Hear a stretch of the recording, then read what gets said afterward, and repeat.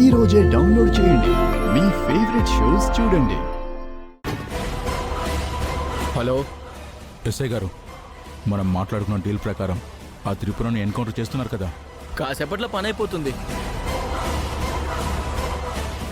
SI గారు, ఎట్టి పరిస్థితుల్లో మిస్ అవ్వకూడదు. మీరేం కంగారు పడకండి, అంతా నేను చూసుకుంటానుగా. ఉంటాను. Okay sir.